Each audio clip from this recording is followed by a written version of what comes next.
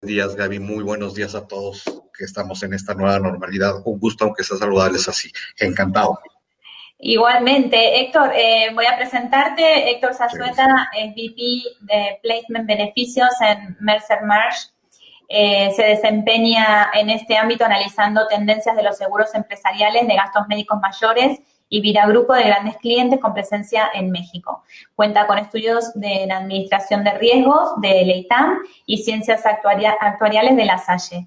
Se especializa en tomar información masiva de las tendencias del mercado y convertirlo en información eficiente para la toma de decisiones financieras eficientes.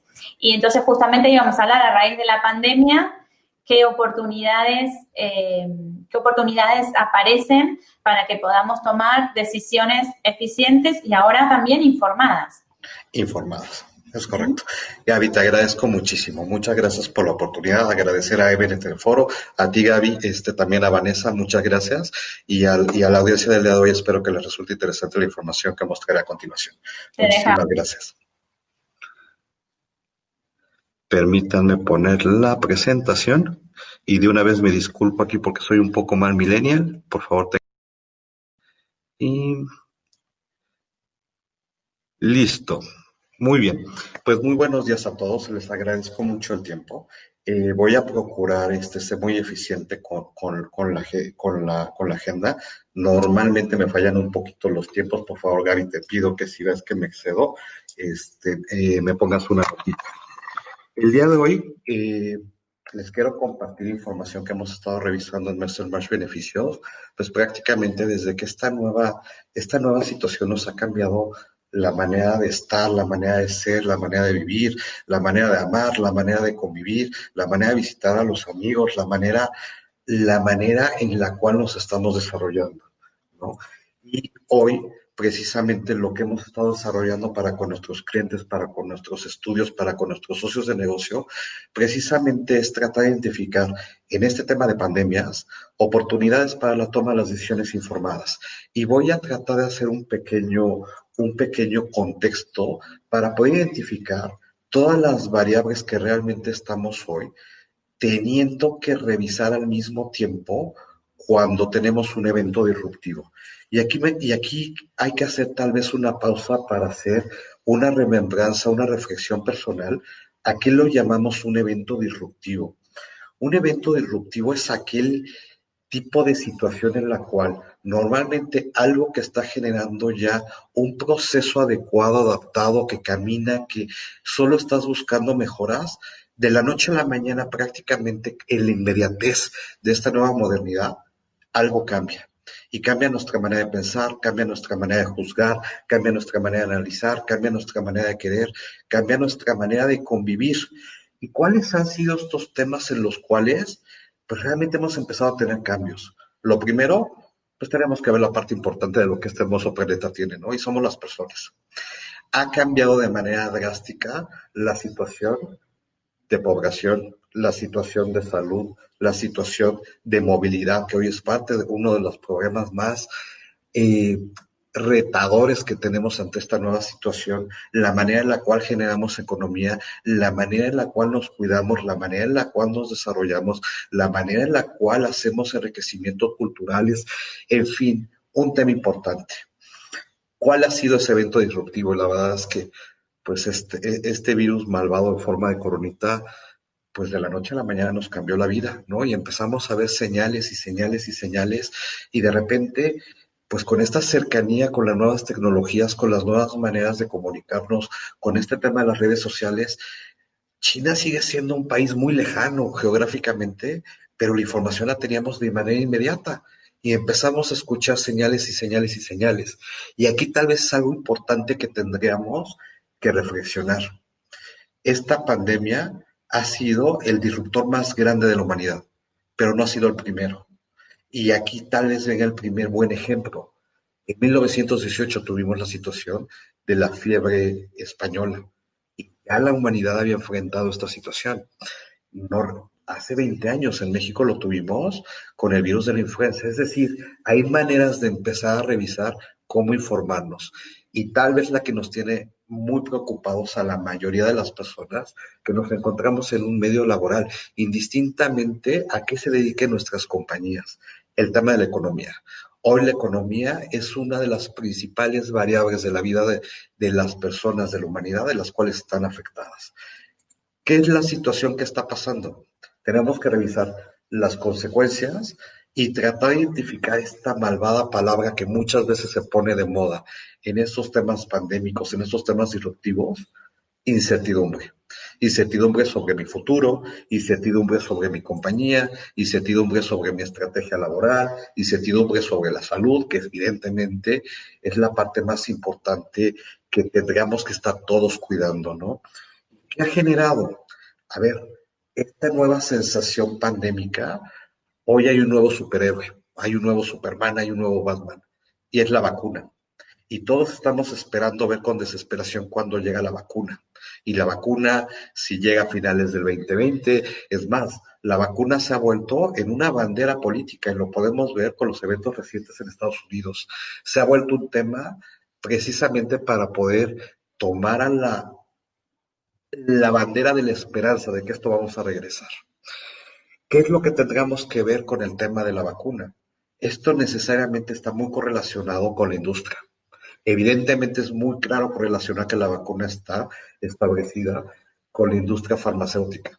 Pero no es solo la industria farmacéutica. Y aquí vienen esos cambios, esas consecuencias, las cuales tenemos que empezar a identificar, tenemos que empezar a evaluar. Una de las primeras situaciones que ha tenido una revolución es la industria farmacéutica.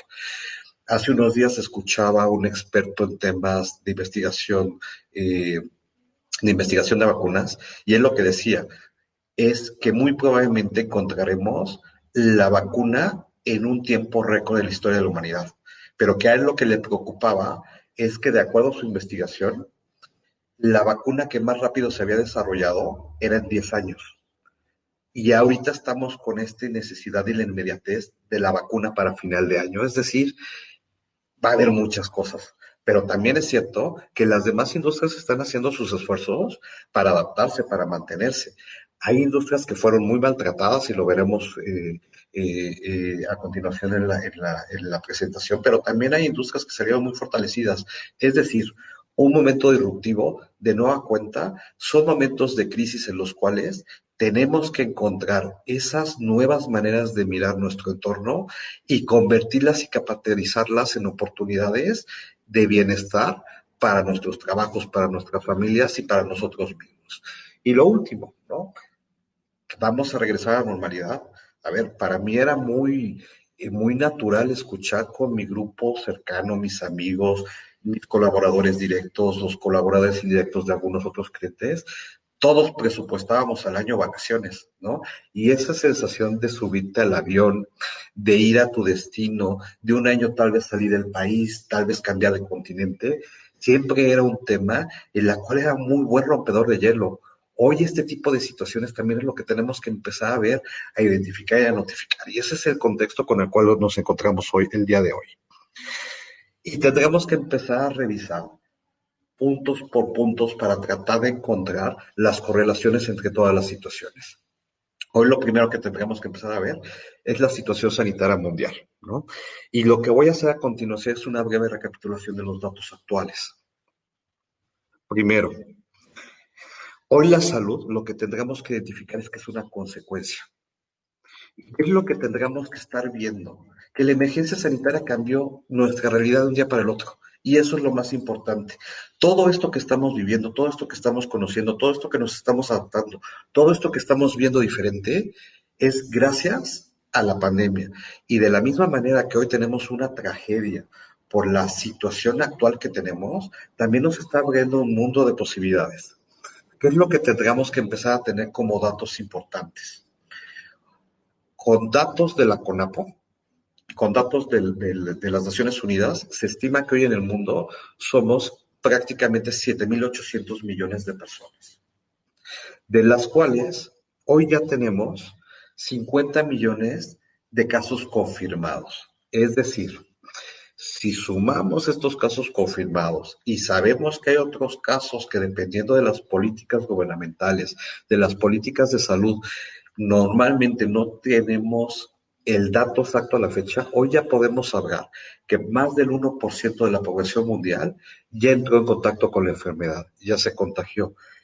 Y cada una de las siguientes personas que está en el último número de esta presentación es una tragedia familiar, ¿no? Tenemos más de 1 millón de personas que la vida les fue arrebatada por este proceso. Y aquí hay 3 o 4 datos que tenemos que empezar a revisar. ¿Por qué? Al ser una enfermedad que prácticamente no tenemos conocida, aunque se tiene conocida la familia a la cual pertenece, la manera en la cual tiene consecuencias para la salud de las personas es lo que está provocando que no podamos llegar a tiempo a rescatar a estas personas. Los tratamientos se están adecuando, los tratamientos se están tratando de revisar, evidentemente está la investigación de la vacuna, pero también tendremos que estar revisando cuál es el tratamiento médico adecuado, en fin. Esperemos que todas las personas que hoy en el Departamento de Salud, en el Departamento de Farmacéutica y todos estos investigadores que no tengo otra manera de decirlo, se han convertido en esos héroes con capa para tratar de rescatar a la humanidad, pues tengan los resultados inmediatos, porque esa es la parte más importante. En cuanto todo este grupo de personas, que es un esfuerzo gigantesco a nivel mundial, logren encontrar las soluciones y las alternativas, empezaremos a ya tener esa transformación que comentaba en el contexto, pero con un tema esperanzador y con cada vez menos incertidumbre. Y esa es la parte más importante y esa es la primera señal. ¿Qué tendríamos que empezar a ver? Las decisiones cada día se han vuelto con una necesidad de mayor inmediatez, con mayor prontitud, con mayor rapidez. Y hay una diferencia bien importante. Y yo creo que todos hemos escuchado alguna vez en nuestras vidas que aquel país que no estudia su historia tiene la consecuencia de volver a repetir los mismos errores. Y esta parte es importante. Creo que en estas épocas disruptivas sí tenemos que volver a ver nuestro pasado, tenemos que analizar muy bien nuestro presente y tendremos que revisar hacia dónde vamos, ¿no? Y aquí van a empezar a salir algunas tendencias que son importantes analizarlas. Por ejemplo, ¿qué está pasando en el Mediterráneo Oriental? Y aquí es importante que empecemos a tener datos. Recordemos que entre marzo, abril y mayo podríamos decir que el mundo estaba cerrado. El mundo estaba en semáforo rojo, todos estábamos encontrando las medidas adecuadas para precisamente poder proteger a la población, proteger a la familia, protegernos a nosotros mismos, pero a la misma vez tratar de identificar cómo empezar a reactivar la economía y precisamente que de la mano ambas cosas pudieran empezar a desarrollarse. Aquí el primer dato importante con el Mediterráneo Oriental es veamos que cuando estábamos en esta etapa de semáforos rojos, hoy la tasa de contagios ya es superior. Y a pesar de que sí se logró una forma de valle y empezó a descender, pues vienen los rebrotes naturales, lo comentaba hace un momento. La mayor cantidad de víctimas de la fiebre española precisamente pasó en el segundo rebrote. Hoy en el Mediterráneo Oriental es muy claro que ya tenemos este rebote. Y aquí hay que empezar a revisar cosas diferentes. Lo decíamos hace un momento. Todo este tema se identifica que inicia en China. Y todo esto se identifica que empieza en el continente oriental, en el continente asiático. Y veamos la forma de la tendencia activa de los contagios. A mí algo que fue muy revelador, y es un tema de cultura, es ver qué tan rápido se organizaron ciertos países asiáticos para cambiar y adaptarse a las nuevas reglas de normalidad y de convivencia, y hoy los resultados son evidentes. Si tuviera una cantidad importante de contagios, prácticamente van 10 millones, pero vienen con una tendencia significativamente a la baja. Y esto espero que pueda seguir siendo así, porque podrá ser la esperanza del mundo. Pero tendremos que seguir viendo a otros países. Y aquí está uno de los temas que es una bandera roja que creo que todos deberíamos de tener como muy visto. Europa fue el continente que levantó las banderas amarillas y rojas, donde las emergencias empezaron realmente a ser complejas.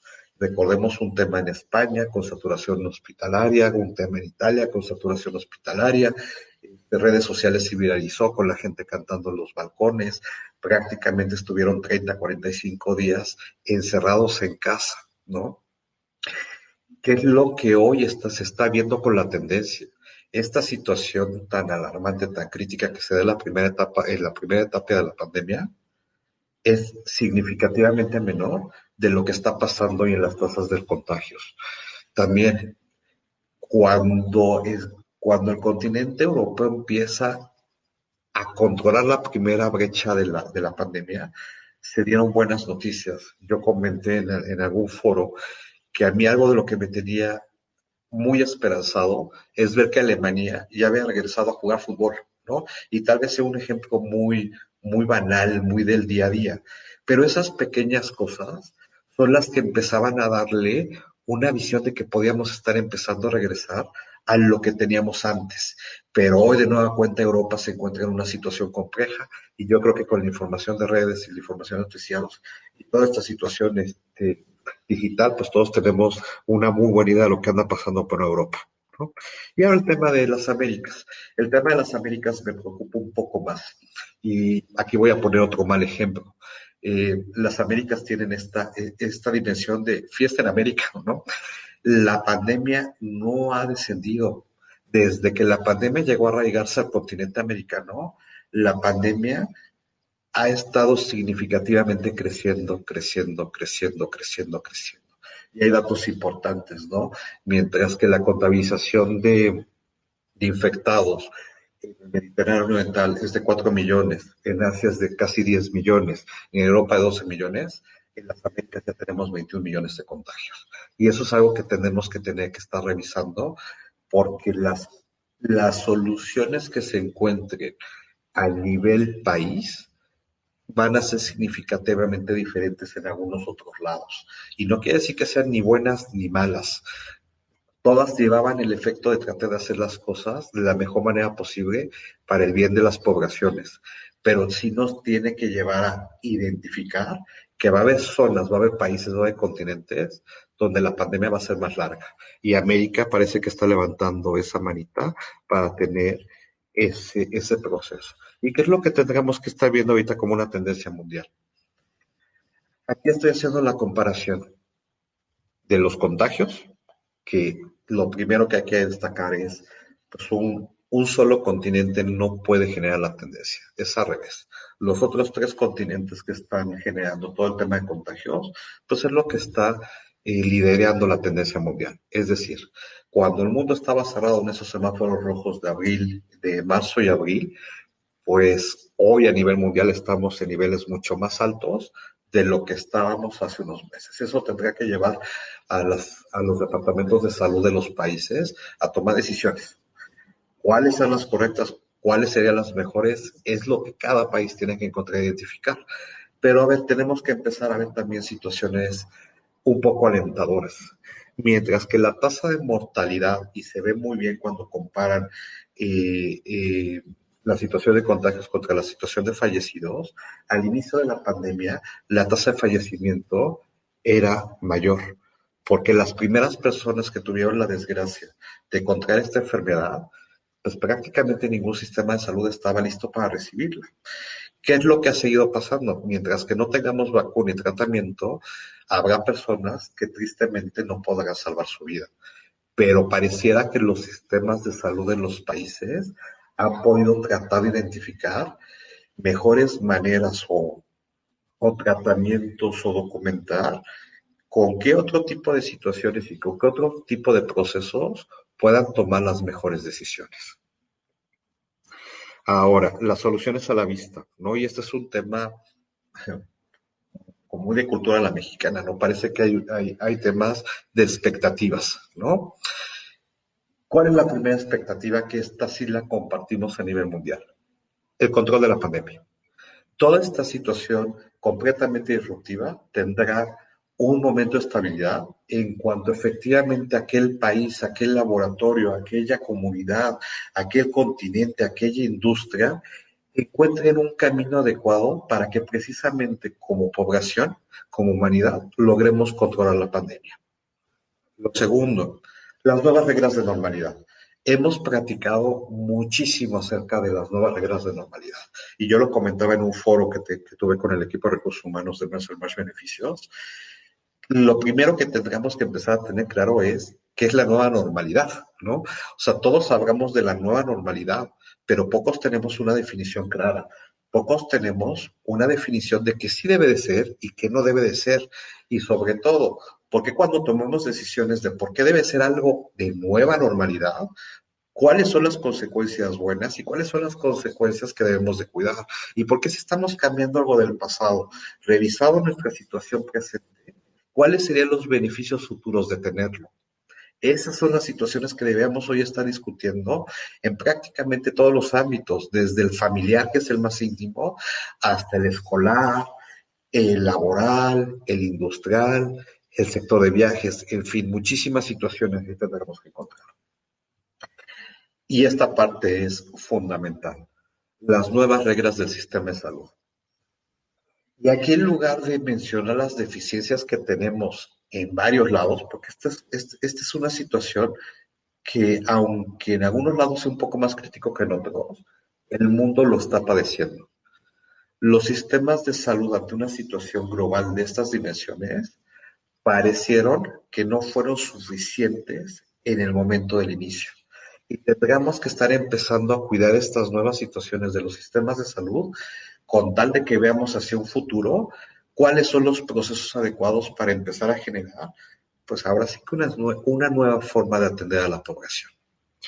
Y el acceso a la atención médica, ¿no? Y particularmente en los países latinoamericanos me parece que lo compartimos mucho. Esta situación de mezcla entre nuestras poblaciones rurales, nuestras poblaciones urbanas, la magnitud territorial que tenemos en varios países, desde Brasil, que evidentemente es un tema gigantesco población, pasamos por México, pasamos por la Argentina, pasamos por Chile, que son países extremadamente extensos, el poder tener la garantía de los servicios médicos en cada una de las comunidades es un tema de muchísima complejidad por tres factores.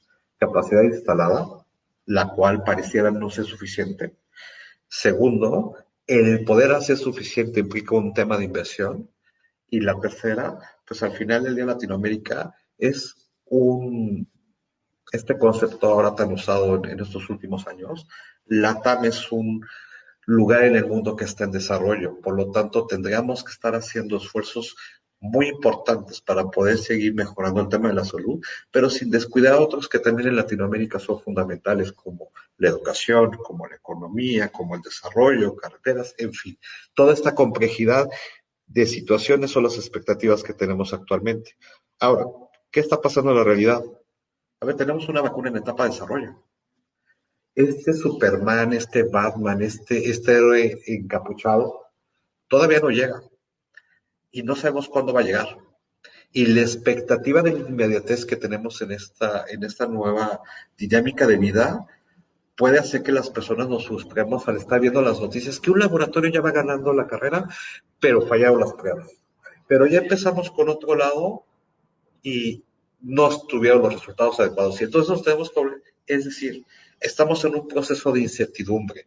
La fecha real de la vacuna lo tendré que decir de las veces en la cual no te quieres transmitir hacia un público, hacia un cliente, hacia un familiar, hacia alguien que quieres. No tenemos la fecha exacta. La vacuna va a llegar cuando tenga que llegar. La vacuna va a estar lista cuando estén todas las pruebas médicas realizadas, cuando estén todos los controles, cuando los laboratorios tengan toda la certificación de que efectivamente la vacuna es para lo que tiene que ser. Y no estará ni antes ni después, estará cuando deba de estar. Y ese mensaje es muy importante tenerlo claro. ¿Qué realidad tenemos hoy? Tenemos una consistencia en contagios y rebrotes. La pandemia no está cediendo, la pandemia es parte de nosotros y esa es una situación muy importante. Y nosotros en México tenemos una ventaja colectiva de conocimiento. Cuando sucedió la pandemia de influencia de N1H1, tuvimos que adaptarnos a ciertas situaciones y la influencia se quedó con nosotros. Hoy la influencia es parte de nosotros. Antes de marzo del 2020, nosotros ya estábamos muy acostumbrados que cuando llegaban las épocas de octubre y noviembre, las familias en promedio nos preocupábamos por dónde nos íbamos a poner la vacuna porque llegaba la etapa de la influenza. Eso es lo que tenemos que identificar. muy probablemente esta situación de este coronavirus llegó para quedarse, va a ser parte de nuestro día a día y por eso es tan importante las nuevas reglas de normalidad. Tres, hoy tenemos sistemas de salud arcaicos y reacción.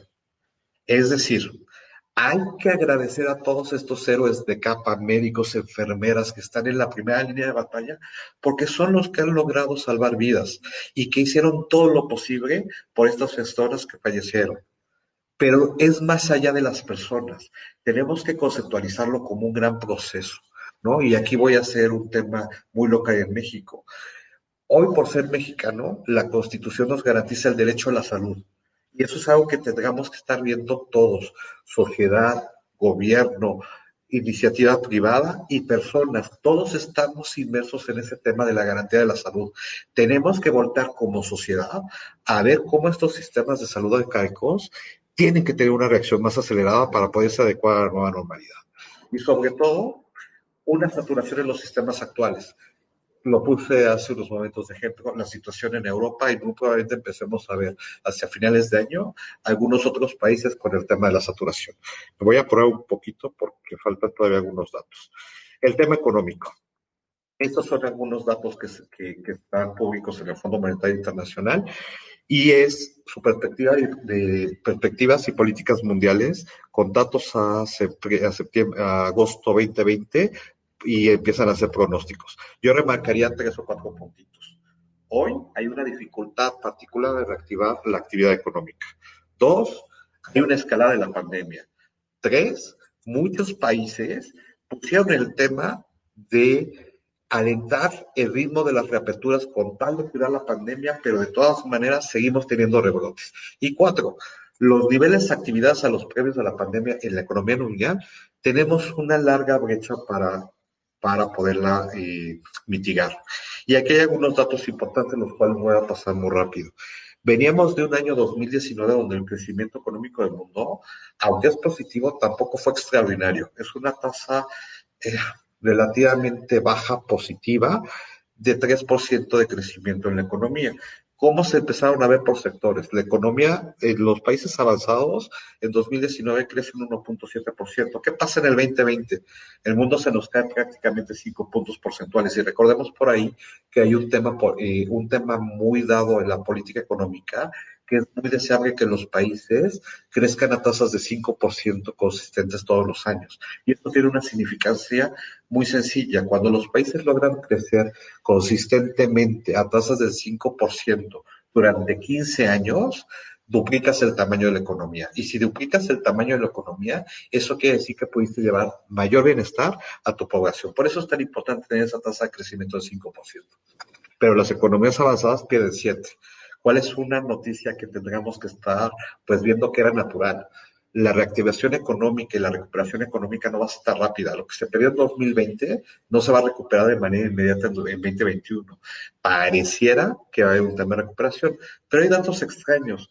Pareciera que a nivel mundial sí recuperaríamos un poquito por encima. ¿Qué es lo que está pasando? Hay que empezar a voltear a ver esto al mundo, no solamente los países de economías avanzadas. ¿Qué pasa con las economías de mercados emergentes y en desarrollo? Tienen un comportamiento similar. Decrecen casi lo que había crecido el año anterior, pero crecen un 6%. Pero ojo, de nueva cuenta tengo que ver un tema cultural aquí. Vean que ese crecimiento está generado por el bloque asiático, lo que es China, lo que es India, lo que son los tigres orientales. El resto de las economías en desarrollo no lo hacen tan bien. Y aquí la gran conclusión es, muy rápida, todo lo que se decreció durante el 2020, podremos en una expectativa positiva recuperar la mitad de lo que perdimos. Es decir, 2022 todavía tendría que ser un periodo de tiempo de recuperación, no de estabilidad, sino de recuperación. Y ese es un mensaje importante que tenemos que tener sobre el tema de la pandemia.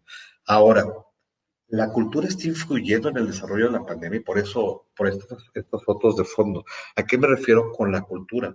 Con la forma de ser de las personas en cada país, en cada comunidad, en cada continente. Lo mencionaba cuando estábamos viendo los datos iniciales de la pandemia. Pareciera que por continentes hay cosas diferentes. Del lado izquierdo les está apareciendo en la pantalla los 10 países con mayores tasas de contagio en el mundo.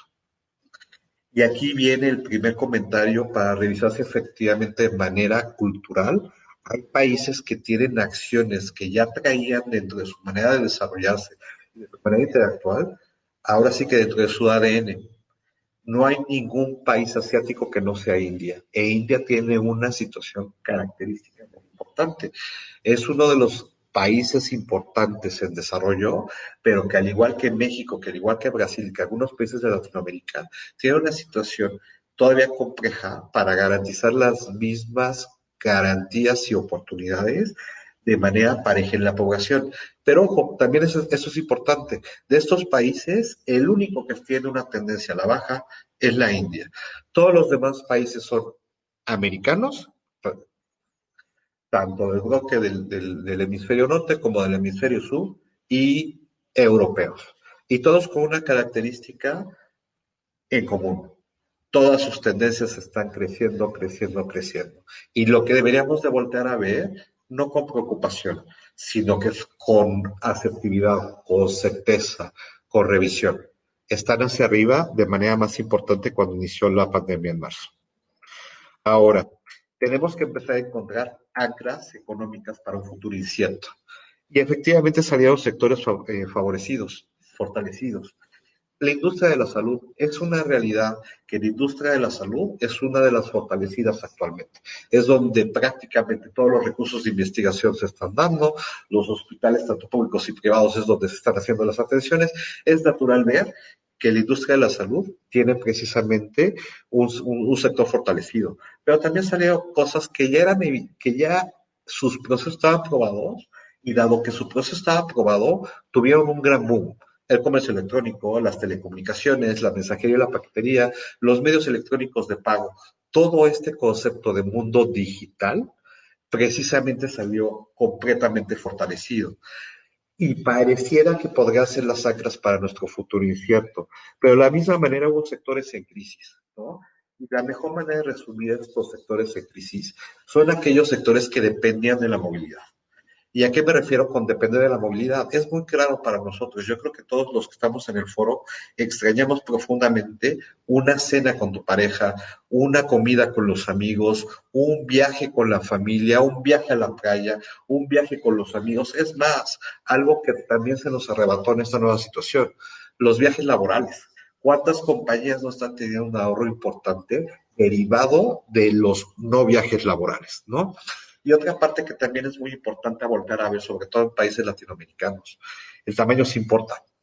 Las pymes la han pasado muy mal, ¿no? Estos pequeños y medianos empresarios no tienen la fortaleza de grandes corporativos para poder aguantar un periodo largo con una recesión económica.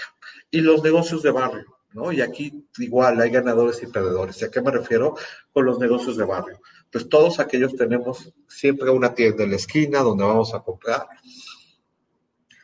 las cositas que se nos olvidaron, que estamos del día a día, tal vez un poco de jamón, tal vez un poco de queso, para los fumadores sus cigarrillos, para los que les gusta un poco el alcohol, la cerveza y ese tipo de cosas, tal vez salieron un poco fortalecidos, pero los demás negocios no lo están haciendo de esta manera. Y eso es una realidad que ya tenemos que analizar hacia dónde tenemos que ir.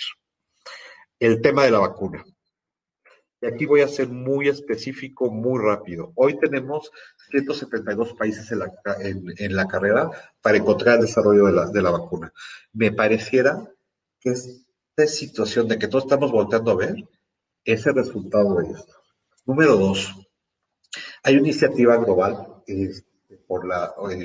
dirigida por la ONU que se llama COVAX y que precisamente son esfuerzos de investigación conjunta.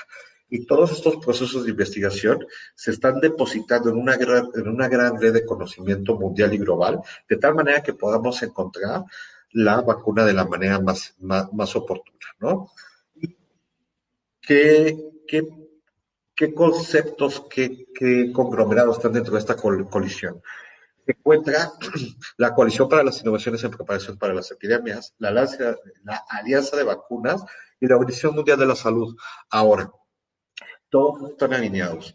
Tenemos un tema importante que tenemos que revisar, la producción y la distribución. Ahorita en la etapa de desarrollo todos tenemos una situación de esperanza de que llegue rápido, pero tal vez el tema más complejo es la producción y la distribución. Hoy escuchaba al secretario Gatell precisamente platicar acerca de la vacuna de Pfizer y la complejidad que esto tendría para México en ciertos lugares porque requiere cierto nivel de refrigeración que los refrigeradores o congeladores actuales en la situación de salud pública de México no estarían adaptados para recibirla. Entonces, no solamente es llegar con el producto, también es precisamente la manera en la cual la distribuimos. Y como lo comentábamos, en países en desarrollo, tal vez la complejidad más importante no es solo llegar a estos lugares urbanos, cómo vamos a llegar a nuestras situaciones rurales. Y hay una situación importante que está identificando, y este es del señor Stefan Löfven, el primer ministro de Suecia, que lo que acaba mandando de mensajes es, a ver, la situación de la vacuna del COVID no puede ser una estrategia donde es una carrera económica. Lo que tiene que acabar pasando es que tenemos que encontrar la equidad de la cartera más grande de vacunas en el mundo para poderlo distribuir de manera justa y equitativa. Y esto es fundamental en el mensaje. Va a ser muy importante que cuando el desarrollo de la vacuna llegue y se haga una realidad y ese héroe enmascarado llegue a nuestras vidas, de la misma manera llegue a cada rincón del mundo para precisamente controlar la pandemia. ¿Cuál es la situación en México? Y estoy ya a punto de terminar. Estos son datos de la Secretaría de Salud, están hechos del inicio del primer caso registrado en México, que es del 28 de febrero, y este pasado sábado 6 de noviembre. Esta gráfica tiene por ahí un dato atípico, lo ha comentado mucho el secretario de Salud, Gatell. Hubo una situación inesperada de error en la manera en la cual se estaban contabilizando los casos y hay un dato atípico de 30,000 nuevos casos. Ese fue un día difícil para México. Cuando se registraron esos 30,000 nuevos casos y 3,000 nuevos fallecidos en un solo día, era un tema de, pues evidentemente incertidumbre hace ciertas cosas, pero bueno, no es el tema tener conclusiones. Hice una corrección estadística para poder encontrar la tendencia en México, ¿no? De nueva cuenta, podemos empezar a ver concurrencias de lo que practicaba con las tendencias globales. En México se entra prácticamente al tema del semáforo rojo a inicios de abril, ¿no? Y las primeras noticias de reapertura que se empezaron a tener en el país fueron a partir del 1 de junio, es cierto. Una de las decisiones de control de la pandemia en México no fue abrir todo al mismo tiempo, se conservaron las industrias que eran fundamentales para el proceso de manutención, en alimentación, hospitales y demás, y a partir a partir del 1 de julio empiezan a abrirse ciertos sectores, pero noten algo importante, en julio todavía estábamos con un tema de pico epidemiológico en México. Empieza a tener un buen rendimiento de baja de tasa de contagios, pero efectivamente ahorita llegando la época otoñal y que se tendrá que conjugar con la época invernal, la tendencia nuevamente va para arriba. Si comparamos los puntos que están en octubre con los puntos que están en junio, nos encontramos en los mismos niveles en los cuales prácticamente el país estaba en rojo. Es lo que tendríamos que estar viendo y analizando para estas decisiones y para precisamente tomar decisiones muy informadas. Pues la información oficial nos tiene que servir para tomar decisiones, ¿no? Y este es el semáforo epidemiológico al último fin de semana de octubre, donde vemos un vaso medio lleno o un vaso medio vacío, donde podemos encontrar que el país estaba prácticamente en amarillo-naranja o en naranja-amarillo, como queramos ver, donde el primer color del semáforo era la identificación de cómo quisiéramos decir que México se encontraba en las circunstancias actuales. Es decir, un poco más cercano a rojo o un poco más cercano a verde. Hoy está prácticamente en términos porcentuales en la misma equidad. Pero tendríamos que empezar a ver señales. Hoy sabemos que Chihuahua es un estado que vuelve a tomar la decisión de estar en semáforo rojo. ¿Qué es lo que está pasando? La tasa de contagios que actualmente se está desarrollando en Chihuahua es prácticamente 3 veces mayor de cuando estábamos en semáforo rojo. ¿Qué es lo que está pasando en el estado de Jalisco? En el estado de Jalisco la tendencia no ha crecido como en Chihuahua, pero tampoco ha decrecido. Y sigue de la misma magnitud que cuando el semáforo estaba en rojo. ¿Qué pasa en Nuevo León? Nuevo León fue un evento estadístico de datos extraño. Nuevo León parecía que lo estaba haciendo muy bien. Parecía que Nuevo León había encontrado la fórmula en el país de efectivamente del manejo de la pandemia. Y de repente tuvo la tasa de contagios más alto del país. Y llegó a un nivel y se estabilizó. Cuando Nuevo León entró en semáforo rojo, de nueva cuenta, las condiciones de contagios actuales se encuentran en el mismo nivel de semáforo rojo. ¿Qué pasa con Ciudad de México? Ciudad de México se ha mantenido muy estable en el número de contagios de abril a la fecha, pero empieza a haber datos que también están influenciados por este registro de los 30,000 casos como muy altito en los últimos datos recientes. Esa es la situación actual. Y aquí sí quiero hacer un comentario muy importante de mi parte, de la marca a la que represento. No estamos haciendo un análisis de juicio si las medidas son adecuadas o no. Todos estamos convencidos, y yo particularmente, de que se han tratado de hacer los mejores esfuerzos. Los resultados pueden ser buenos o malos, pero las intenciones fueron las mejores. Pero tenemos que identificar, más allá de un juicio de valor, la situación en la cual nos encontramos, para que entonces como personas, el núcleo de lo familiar, el núcleo de lo empresarial y el núcleo de lo social, tomemos las mejores decisiones informadas para saber identificar qué sí debo hacer y qué no debo hacer en este proceso de nueva normalidad en la cual me estoy adaptando. Y con esto empiezo a cerrar. Hoy somos testigos de uno de los momentos más disruptivos en la historia de la humanidad. Me pareciera que con la capacidad de documentación y de comunicación y de medios digitales que tenemos, todas las situaciones que estamos haciendo van a perdurar de alguna otra manera.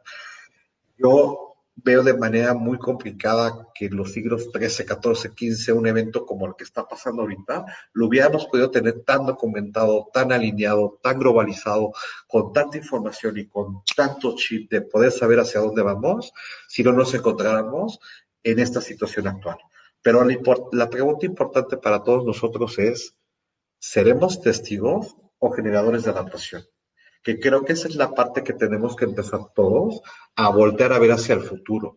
¿Cómo voy a incorporar ese granito de arena para poder ser un generador de adaptación al cambio? ¿Cómo vamos a poder tener estas adaptaciones hacia las nuevas situaciones? ¿Y por qué lo digo de esa manera? Porque tenemos que empezar a ver 4 cosas muy importantes, ¿no? Que deberían de ser las soluciones en proceso. Y aquí lo quiero identificar en 4 grandes puntos. Lo primero, la salud, ¿no? Y creo que tenemos que empezar a dar un cambio importante en la manera como estamos viendo la salud. Y este es como un poco regaño de papá. A ver, creo que tenemos que empezar a ver como personas que el primer responsable de la salud de la persona es uno mismo, ¿no? O sea, creo que no podemos seguir delegando la responsabilidad de cuidar nuestro cuerpo, nuestra manera de interactuar, nuestra salud, a alguien más. El primero que tendría que tener todas las medidas y todas las situaciones adecuadas para enfrentar este problema es uno mismo. Y en un segundo lugar, efectivamente que los sistemas de salud públicos y privados tienen que redefinir su proceso de atención y tienen que encontrar que cualquier persona que requiere una situación de salud, llámese de emergencia, llámese crónico-degenerativa, puede encontrar en estos sistemas el apoyo de solución para poder tratar de recuperar su salud. Y esa es la parte importante de salud. Número 2, la tecnología. Yo creo que se ha vuelto un tema de moda hablar de todos los procesos tecnológicos, hablar de todos los temas de innovación y que innovamos aquí, innovamos allá y ahora ya tenemos smartphones y ahora ya tenemos teles inteligentes y ahora ya tenemos muchas cosas inteligentes últimamente en los últimos 20 años. Sí, los últimos 50 años en la historia de la humanidad han sido los que más nuevas tecnologías se han desarrollado en diferentes partes del mundo. Por ahí me documentaba que, por ejemplo, en Escocia es uno de los países que tienen más patentes registradas a nivel mundial en la historia de la humanidad, ¿no? O sea, sí, pero no necesariamente tenemos que encontrar nuevas tecnologías. El gran reto es que esto lo podamos hacer de manera integral. Y aquí es donde se correlacionan estas nuevas tecnologías con nuestro tema asegurador. Ojo, el sistema asegurador mexicano en los temas de salud lleva muchos años haciendo las cosas de la misma manera, haciendo las soluciones de la misma manera, viendo el producto de la misma manera, viendo el pricing de la misma manera. ¿Qué es lo que tendríamos que empezar a hacer? Dios, actualizar procesos. Tendríamos que ver efectivamente esta nueva realidad y podernos enfocar a esas nuevas soluciones que muy probablemente no tengan nada que ver con lo que estamos viendo el día de hoy. Pero esa es parte del proceso disruptivo de lo que tenemos que llevar en la tecnología. Y por eso digo, no necesariamente tendríamos que descubrir un nuevo proceso actuarial para hacer los productos o un nuevo proceso de negocio para poderlo llevar a la solución de las personas. La investigación es parte clave, ¿no? Y está muy correlacionado con el tema de la tecnología. Hoy los conceptos globales tendrían que estar más que nunca alineados hacia el bien común, donde podamos tener certezas sobre los procesos financieros, es decir, evitar dentro de lo deseable los procesos de incertidumbre financiera y efectivamente cuidando los procesos sociales, los procesos médicos y los procesos de movilidad. Y la última parte que creo que es la parte que creo que es más nueva para todos, la dinámica social, ¿no? Tal vez esta es la parte más compleja en todas las áreas de tránsito, ¿no? Hace unos días la oficina, la compañía Mercer Más Beneficios la tiene en Torre Mayor. Yo llevo trabajando en casa desde el 17 de marzo y tuve que hacer una visita de prácticamente 3 horas. El corazón se me hizo pequeñito, ¿no? De uno de los edificios emblemáticos de la Ciudad de México, que tiene capacidad para tener una dinámica de movimiento para 5,000 o más personas, y ver que todo estaba desierto y los negocios cerrados y que había muy pocas personas y que había muy poco tránsito. Es como una de esas señales, sí, precisamente de películas de zombies, ¿no? Donde dices, esto está cambiando y esto ya no es como estaba. ¿Y dónde está el negocio donde compraba mi café? ¿Y dónde está el negocio donde iba a platicar con mis colegas de manera informada a la junta? En fin, está cambiando. Tenemos que encontrar cómo reencontrar esas situaciones donde debamos de priorizar la salud, como lo decía hace un momento, primero la nuestra, en segundo lugar la de nuestra familia, en tercer lugar la de nuestros amigos, en cuarto lugar la de los colaboradores, en quinto lugar la del proceso económico, en sexto lugar la del país, y esto tiene que empezar a funcionar también de abajo hacia arriba para poder encontrar una dinámica. Y en fin, con esta conclusión, realmente les doy las gracias por haber atendido estos minutitos. Espero que la información realmente les sea de su utilidad, que nos sirva para precisamente entender y comprender hacia dónde tenemos que ir, cómo debemos de tomar las soluciones, pero lo más importante, deseo que todos se encuentren bien, que sus familias se encuentren bien, que sus amigos se encuentren bien, que sus colegas se encuentren bien, que más próximo más temprano que tarde, pues nos podamos volver a encontrar en algún lugar donde nos podamos saludar al menos de mano. Por mi parte es todo, les agradezco muchísimo su tiempo. Mil gracias. Muchísimas gracias, Héctor. Lamento mucho que no tenemos tiempo para preguntas, pero bueno, ahora viene el espacio de break, de networking, así que cualquier persona que quiera estar en contacto contigo estarás por las salas. Les quiero contar a todos para que participen activamente, que ahora si van a la sesión sobre la izquierda del ordenador, en el lunch van a ver distintas mesas. Va a haber mesas para que ustedes puedan hacer su networking y puedan charlar sobre temas específicos que están planificados específicamente para que no se pierdan de nada. Entonces, en la mesa 1, a ver que lo abro bien, en la mesa 1 va a estar Omar López de CLAB para discutir sobre innovación en seguros de auto y movilidad. En la mesa número 2 va a estar Eva Sander, de Zenla. Van a discutir sobre tecnología para el cambio, el rol de las insurtechs en la construcción de un mundo mejor. En la mesa número 3, Elena Blakaler, de PagosMed, para discutir la analítica centrada a los proveedores de salud para predicción de tendencias en enfermedades y medicamentos. En la mesa número 4, Jesús Hernández, de We Company, que va a hablar sobre automatización, van a discutir sobre automatización completa del proceso de reclamaciones, cómo se puede eficientizar y abrir una puerta al pago en tiempo real en el sector salud. Y en la mesa número 5, Emmanuel Brunet, de Calmi, para hablar sobre el futuro de la salud en México y en LATAM, nuevos modelos actuariales, personalización de producto y tarifa basada en datos. Entonces, para resumir brevemente, en la mesa número 1, innovación en seguros de auto, la mesa número 2, la tecnología para el cambio y el rol de las insurtechs, en la mesa número 3, proveedores de salud para predicción de tendencias, en la mesa número 4, automatización de reclamaciones, y en la mesa número 5, el futuro de salud en México y en América Latina. Si tienen cualquier duda, estamos a disposición por aquí mismo en el helpdesk, o si no, directamente por el WhatsApp que todos tienen, o nuestros emails. Así que, bueno, los vemos ahí y nos encontramos en un ratito. Estamos volviendo a las 10:30. Nos damos 10 minutitos más por el tiempo que hemos perdido ahora. Muchísimas gracias.